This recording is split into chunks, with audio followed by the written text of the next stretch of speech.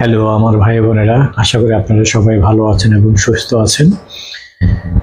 জানি অনেকে মানসিকভাবে সুস্থ নেই, কারণ বাংলাদেশের যে অবস্থা চলছে এখন, বিশেষ করে গোপালগঞ্জের ঘটনা নিয়ে আমি আরেকটু কথা বলতে চাই। সেটা হলো গোপালগঞ্জে সেনাবাহিনী এবং আইন শৃঙ্খলা বাহিনীর হাতে কতজন মারা গিয়েছেন। আওয়ামী লীগের নেতাকর্মী এবং সমর্থকরা দাবি করছেন সেখানে 70 জনের মতো লোকজনকে হত্যা করা হয়েছে। এর মধ্যে 300 জন নাকি আহত এবং 700 জনের নাকি কোনো খোঁজ পাওয়া যাচ্ছে না। আরেকটি খবর দেখলাম, যাদের হত্যা করা হয়েছে কিংবা যারা মারা গিয়েছেন, মৃত্যুবরণ করেছেন, তাদের পোস্টমর্টেম করা হয়নি। সরকারের পক্ষ থেকে দাবি করা হচ্ছে উচ্ছৃঙ্খল, তাদের ভাষায় উচ্ছৃঙ্খল জনতা নাকি তাদের ছিনিয়ে নিয়ে গেছে। তাহলে কি দেশে কোনো সরকার নেই, আইন নেই, আদালত নেই? এভাবেই কি একটা দেশ চলতে পারে? না, চলবে। এই যে সেনাবাহিনী যেভাবে নির্যাতন করেছে, সেই নির্যাতনের সাথে কিন্তু 1971 সালের আমাদের মহান মুক্তিযুদ্ধের নির্যাতনের তুলনা করা যায়। এই যে দেখুন, আমি যে ছবিটা দেখাচ্ছি, এই ছবিটার সাথে গোপালগঞ্জের 2025 সালের কোনো মিল আছে কিনা। বাংলাদেশের মানুষের টাকায় চলা আইন শৃঙ্খলা রক্ষাকারী বাহিনী এইভাবে নির্যাতন চালাবে কেন? সেই যে কোটা বিরোধী আন্দোলনের পর থেকেই অরাজকতা, হত্যা, বিভিন্ন বাড়িঘর ভাঙচুর, পুড়িয়ে দেওয়া এবং মব এর নামে উচ্ছৃঙ্খল জনতা যাকে তাকে মেরে ফেলছে এবং অপমান করছে, জুতার মালা পরিয়ে দিচ্ছে, তার বিষয়ে কোনোই ব্যবস্থা নেওয়া হচ্ছে না। অথচ গোপালগঞ্জের ঘটনার পর আমাদের মহান প্রধান উপদেষ্টা, সেই নোবেল বিজয়ী, যিনি শান্তিতে নোবেল বিজয় করেছেন, তিনি বলেছেন আমাদের দেশে সহিংসতার কোনো স্থান নেই। কি হাস্যকর আর মিথ্যাচার কথা! এই কথাটা শুনলে কার না হাসি আসবে আপনারা বলেন? তারাই তো মব আর সহিংসতাকে উস্কে দিয়ে দেশকে আজ এই পরিস্থিতির মুখোমুখি করেছেন। এখনো নিবন্ধন পায়নি এমন একটি দল এনসিপির জন্য আইন শৃঙ্খলা বাহিনীর এত উৎকণ্ঠা কেন? তারা যদি জনগণেরই দল হয়ে থাকে, তাদের এত নিরাপত্তার দরকার কি? সেনাবাহিনী তাদের বেষ্টিত করে রাখে কেন?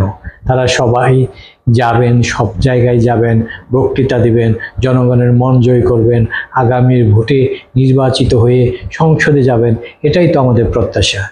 কিন্তু কতদিন তাদের সেনাবাহিনী এবং পুলিশ পাহারা দিয়ে রাখবে?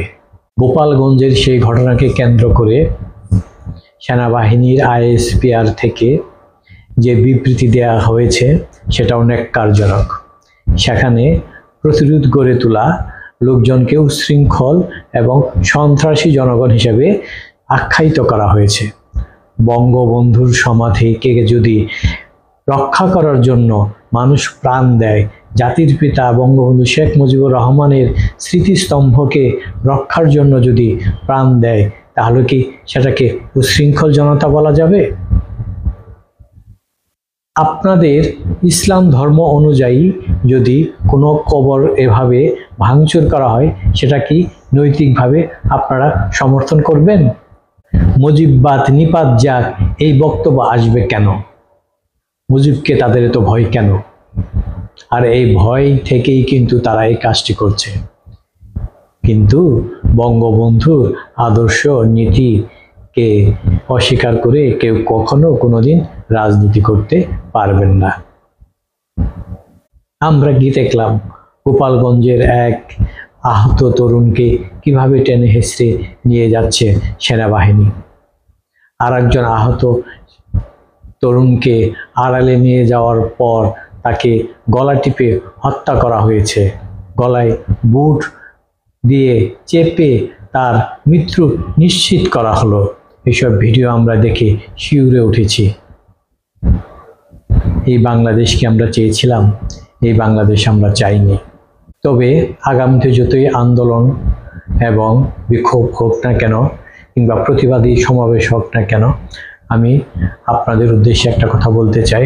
আপনারা বাংলাদেশের কোনো স্থাপনা এবং আমাদের সরকারি কোনো স্থাপনা, কোনো ঐতিহাসিক স্থাপনা ভাঙচুর করবেন না, কারণ এগুলো আমাদেরই সম্পদ। গোপালগঞ্জে যে ধরনের ভাঙচুর হয়েছে, পুড়িয়ে দেওয়া হয়েছে, এটার ফলে কিন্তু গোপালগঞ্জবাসী ক্ষতিগ্রস্ত হয়েছেন।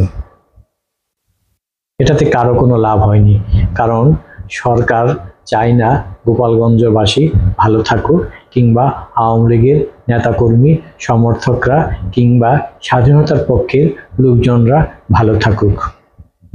সুতরাং আমরা প্রতিজ্ঞা করি, যতই আন্দোলন করি, যতই বিক্ষোভ করি, আমরা সরকারি কোনো স্থাপনা ভাঙচুর করব না। ওরা সেই কোটা বিরোধী আন্দোলনের পর থেকে যেভাবে সরকারি প্রতিষ্ঠান, যেভাবে পুলিশকে হত্যা করেছে, যেভাবে থানা পুড়িয়ে দিয়েছে, যেভাবে আওয়ামী লীগের নেতাকর্মীদের বাড়িতে হামলা চালিয়ে লুটপাট করেছে, সব পুড়িয়ে দিয়েছে, আমরা সে কাজটা না করি। এটাই আমার আহ্বান থাকবে, এটাই আসলে হওয়া উচিত। ওদের মতো যদি সবাই খারাপ, উচ্ছৃঙ্খল এবং মববাজি করে, তাহলে তাদের থেকে অন্যদের পার্থক্য করা খুবই মুশকিল হয়ে যাবে। গোপালগঞ্জবাসীকে প্রতিরোধ গড়ে তোলার জন্য ধন্যবাদ জানিয়ে আমার এই ভিডিওটি শেষ করছি। তবে আপনারা যেখানেই যেভাবেই অন্যায়ের প্রতিবাদ করেন না কেন, কোনো সরকারি স্থাপনা, ঐতিহাসিক স্থাপনা এবং আইন শৃঙ্খলা রক্ষাকারী বাহিনীর কোনো গাড়ির উপর হামলা চালাবেন না। এতে করে আমাদের দেশেরই ক্ষতি হয় এবং আমাদেরই টাকা গচ্চা যায়। সবাই ভালো থাকবেন।